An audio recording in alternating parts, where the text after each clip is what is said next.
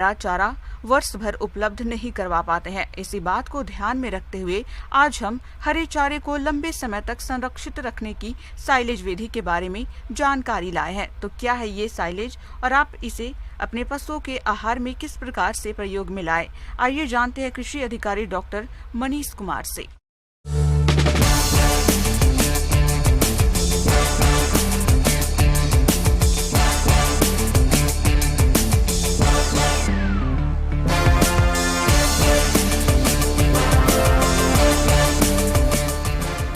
Silage एक ऐसी व्यवस्था है जिसमें किसान जब उनके पास हरा चारा ज़्यादा हो उसको वो उस समय के लिए प्रिजर्व कर सकते हैं जिस समय चारे की कमी हो जाती है। साइलेज उस पदार्थ को कहते हैं जो कि अधिक नमी वाले चारे को हवा रहित नियंत्रित रखा जाता है।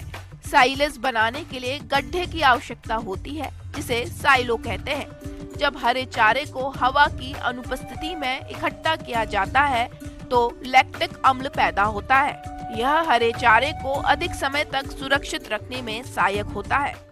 साइलेज बनाने के लिए हम लोग मुख्यतः वैसे पौधे का उपयोग करते हैं जैसे मक्का, ज्वार, बाजरा जो सकुलेंट हो, जिसमें तना में जो थोड़ा जो है कि शुगर कंटेंट ज़्यादा हो। हम लोग इसको बनाने के लिए सबसे पहले एक गड्ढा तैयार करते हैं। जिस तरह से 2 से 2.5 मीटर डीप गड्ढा हम लोग तैयार करते हैं चौकोर, और एक तरह से 1 घन मीटर गड्ढा में हम लोग 400 की जो केजी तक का जो है कि जो अपना मटेरियल है वो हम लोग उसमें डाल सकते हैं। इसके लिए पहला प्रिपरेशन हम लोग क्या करेंगे कि हम ध्यान रखेंगे कि जिस पौधे का हम साइलेज बनाते हैं उसको हम तभी काटेंगे वो 50% फ्लावरिंग स्टेज होना चाहिए, कंप्लीट उसमें फ्रूट नहीं आना चाहिए, और जस्ट वो पौधों में फूल लग गया है, 50% पौधों में फल नहीं आया है, उस समय उस पौधे का न्यूट्रिशन लेवल सबसे ज़्यादा होता है जानवरों के लिए। अच्छा साइलेज बनाने के लिए यह आवश्यक है कि फसल का चुनाव अच्छी प्रकार से किया जाए और उसे ठीक अवस्था में काट कर कुट्टी बनाई जाए। जिस चारे की फसल में सकरा अच्छी तरह नहीं मिलेगा तो अच्छा साइलेज नहीं बनेगा। अच्छा साइलेज बनाने के लिए चारा फसलों की कटाई फूल आने की अवस्था में करनी चाहिए। अनाज वाली हरी फसलें जैसे मक्का, बाजरा, ज्वार, जई, बरसीम साइलेज बनाने के लिए सही है। इन फसलों में सकरा की मात्रा अधिक होने के कारण प्राकृतिक कीड़वन अच्छा होता है। दलहनी फसलों के साथ अगोला और धान कर हरा पौधा मिलाकर उसके ऊपर लगभग 3 से 5% सीरा मिलाकर उत्तम किस्म का साइलेज तैयार कर सकते हैं। हम वैसे पौधे जब हमारे रहेंगे तब हम उसको काटेंगे और छोटा छोटा 3 से 4 इंच का टुकड़ा उसको काट के हम तैयारी करेंगे। हमारा एक गड्ढा बना हुआ है जो कि 2.5 से 3 मीटर डीप रहेगा, और हम लोग अपने पशुओं के आवश्यकता के अनुसार हम उस गड्ढे का लंबाई चौड़ाई डिसाइड करेंगे। हम ये जानते हैं कि 1 घन मीटर में हमको 400 केजी तक ये साइलेज बनाने वाला मेज, मकई या ज्वार या बाजरा जिसका भी हमने चयन किया है उसको हम लोग दबा सकें। इसको बनाने के पहले हम लोग उस गड्ढे में एक पॉलीथीन बिछाएंगे जिससे कि हमारा गड्ढा एक तरह से पूरा नीचे से सील्ड हो गया। उसको बिछाने के बाद हम लोग इसको छोटा छोटा काट के उसको पूरा उस काट के एक रख लेंगे।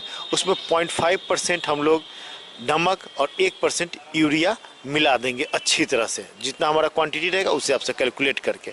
अब इसको हम लोग गड्ढा में भरेंगे। पहले हम लोग गड्ढा में पॉलीथीन बिछाए हुए हैं। ये मेरा पॉलीथीन सिर्फ गड्ढा के धरातल को ही नहीं, गड्ढा के दीवार को भी कवर करके बाहर की तरफ निकला हुआ है, और इसी से हमको ढक देना है, पूरा कंप्लीट पैक कर देना है जिससे ऑक्सीजन लेवल एकदम 0 हो जाए। उस तरह का एनारोबिक कंडीशन कह सकते हैं कि हम लोग को क्रिएट करना रहता है। अब हमको क्या करना है, उस गड्ढे को पैक करना है। उस गड्ढे में सारा हमारा जो मटेरियल है उसको डालना है और पूरा जोर लगा के एक तरह से उसको पैक करना है। पैक करके इसके ऊपर ये जो पॉलीथीन था इससे उसको पैक करना है। हमको मिट्टी और गोबर या जो हमारे पास इजीली अवेलेबल हो गीला करके रखना है, और इसके ऊपर ज़मीन से 1 से 2 फीट ऊपर तक आएगा, और उसको पैक करके एक तरह से हम लोग कंप्लीट पैक कर देंगे। कि जिसमें ये साइलेज बनाने के लिए हम लोग का उद्देश्य क्या है कि हम उस समय जिस समय हमारे पास चारे की कमी हो उस समय इसको खिलाएं।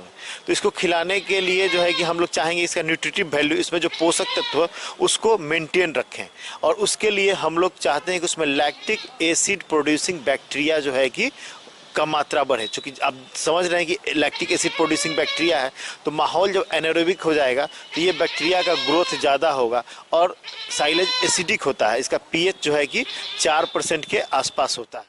अच्छी प्रकार से बनाया हुआ साइलेज 30 से 35 दिन में पशुओं को खिलाने योग्य हो जाता है। सबसे पहले मिट्टी को सावधानी पूर्वक हटा लेना चाहिए और इसके बाद पॉलीथीन की चादर को एक किनारे से हटाना चाहिए। साइलेज को आवश्यकतानुसार सावधानी से निकालकर पशु को खिलाना चाहिए, जिससे कि साइलेज कम से कम हवा के संपर्क में आए, अन्यथा साइलेज खराब होने की संभावना रहती है।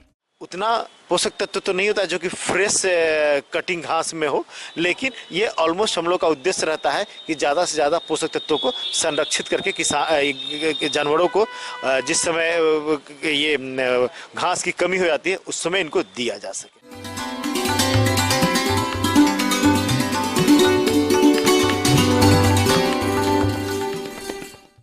अब समय हो गया है प्रदेश के किसानों द्वारा अन्नदाता निःशुल्क फोन के माध्यम से पूछे गए समस्याओं के समाधान का।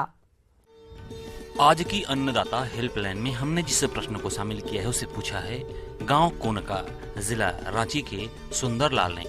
आपने रागी की उन्नत किस्में और बीज दर के बारे में जानकारी चाहिए है, तो इसके लिए देखिए कार्यक्रम का यह अंश। करते हैं रागी अर्थात मड़ुआ की बसंतकालीन खेती के लिए। मड़ुआ हमारे स्वास्थ्य, पशु स्वास्थ्य, मृदा स्वास्थ्य एवं इन्वायरमेंटल पर्यावरण है, इसकी स्वास्थ्य के लिए भी बहुत महत्वपूर्ण है। रागी में जो प्रोटीन है वो ग्लूटीन फ्री होता है। ये शुगर के मरीजों के लिए भी लाभदायक है, क्योंकि इसमें जो शुगर है वो बहुत ही कम मात्रा में और धीरे धीरे शरीर में आंतों में रिलीज होती है। हड्डियों के विकास एवं मजबूती के लिए भी रागियों का सेवन महत्वपूर्ण है। रागी की खेत के लिए भुरभुरी मिट्टी को अच्छा माना जाता है, क्योंकि भुरभुरी मिट्टी में इसके बीजों का अंकुरण अच्छे से होती है। इसके खेत की तैयारी के दौरान खेत में मौजूद पुरानी फसलों के अवशेषों को नष्ट कर खेत की मिट्टी पलटने वाले हलों से गहरी जुताई कर दें। उसके बाद कुछ दिन खेत को खुला छोड़ दें, ताकि सूर्य की धूप से मिट्टी में मौजूद हानिकारक कीट नष्ट हो जाएं।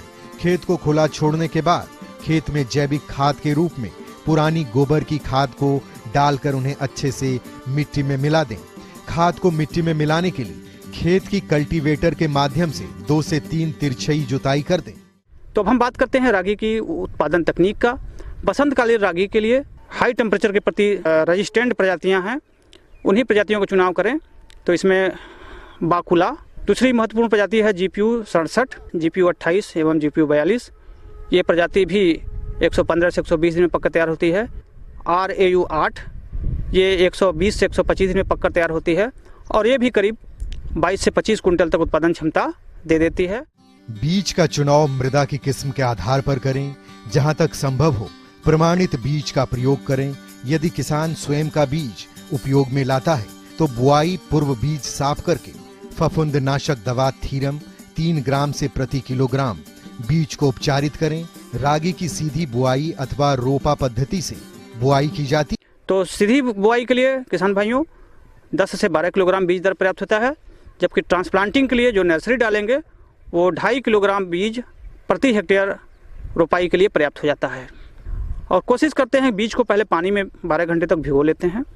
उसके बाद इन सभी दवाओं से हम बीज का उपचार कर लेते हैं और उसको हम तैयार खेत में पर्याप्त नमी हो जिसमें उसमें हम लाइन में बुआई कर देते हैं, चाहे छिटकुआ बुआई कर देते हैं या जीरो टिल विधि से भी बुआई कर सकते हैं।